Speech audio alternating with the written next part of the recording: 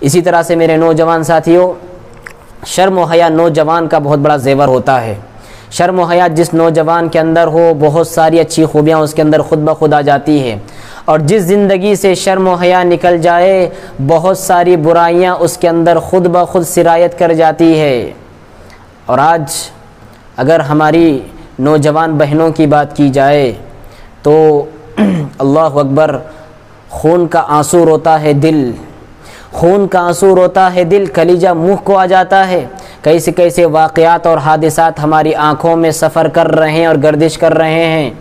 زمانے ماضی اور زمانے حال کی بچیوں کا اگر آپ مقابلہ کر کے دیکھیں تو پیارے نبی صلی اللہ علیہ وسلم کی خدمت میں چند صحابہ آتے ہیں اور پوچھتے ہیں، اللہ کے رسول، ہم اپنی بچی کے لیے رشتہ دیکھنے کے لیے جاتے ہیں، اور جب رشتہ دیکھ لیتے ہیں آنے کے بعد بچی کو بتاتے ہیں تو بچی شرم کی وجہ سے کچھ نہیں کہتی ہے، تو اللہ کے رسول اس کی خاموشی کو ہم کیا سمجھیں؟ اللہ کے رسول صلی اللہ علیہ وسلم نے فرمایا، اذنھا صماتھا، اس کی خاموشی کو اس کی رضامندی سمجھو۔ کتنی باغیرت تھی پہلی لڑکیاں، کتنی باشرم تھی وہ زمانے کی لڑکیاں، اور اس زمانے کی لڑکیوں کی بے غیرتی و بے شرمی کی حد دیکھیں کہ پہلے والدین سے پوچھنا تو دور کی بات، پہلے جا کر لڑکے کا انتخاب، اس کے بعد آ کے والدین کو انفارم کرتی ہیں، یا پھر اگر بہت زیادہ بے غیرت ہو تو پہلے جا کر بھاگ کے شادی کرتی ہیں، اس کے بعد جا کر والدین کو خبر پہنچتی ہے کہ تمہاری لڑکی نے فلاں سے شادی کر لی ہے۔ اور اس بگاڑ کی حد تو یہ ہے کہ مسلم لڑکیاں آغوش غیر کی زینت بنتی ہوئی نظر آ رہی ہیں۔ مسلم گھرانے کی مسلم لڑکیاں غیر مسلموں کے آغوش میں سوتی ہوئی نظر آ رہی ہیں۔ اللہ اکبر۔ میرے نوجوانوں اور میرے نوجوان بہنوں، تمہارے لیے کردار ہمارے اسلاف ہیں، ہمارے صحابیات ہیں، دیکھیں ان کا کیسا کردار تھا، کیسا بے داغ کردار تھا۔ ام سلیم رضی اللہ تعالی عنہا، ام سلیم رضی اللہ تعالی عنہا جب مسلمان ہو گئیں تو آپ نے اپنے شوہر کو چھوڑ دیا، کیوں؟ دین کی وجہ سے، اس لیے کہ ان کے شوہر ابھی کافر تھے، یہ مسلمان ہو چکی تھی۔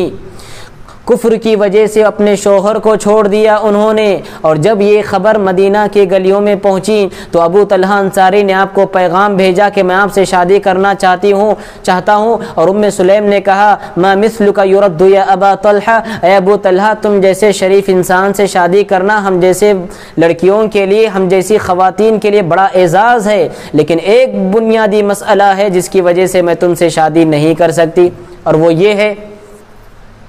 کہ تم کفر پر ہو اور میں اسلام پر ہوں، لہٰذا ہمارا سنگم نہیں ہو سکتا۔ ابو طلحہ انصاری نے کہا کہ اگر میں مسلمان ہو جاؤں، تو ام سلیم نے کہا اگر تم مسلمان ہو جاؤ گے، نہ صرف یہ کہ میں تم سے شادی کرنے کے لیے تیار ہوں، بلکہ تمہارا قبول اسلام ہی تمہارا مہر ہوگا۔ سبحان اللہ۔ دین کی وجہ سے شوہر کو چھوڑا جا سکتا ہے، دین کی وجہ سے وطن کو چھوڑا جا سکتا ہے، دین کی وجہ سے گھرانوں کو چھوڑا جا سکتا ہے، لیکن دین کا ذبح نہیں کیا جا سکتا، دین کا خون نہیں کیا جا سکتا، دین کا قتل نہیں کیا جا سکتا۔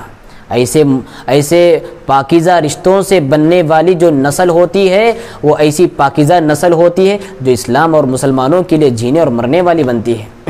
اسلامی تاریخ کا سب سے سنہرا اور سب سے عالی شان اور سب سے عظیم الشان مہر تھا قبول اسلام۔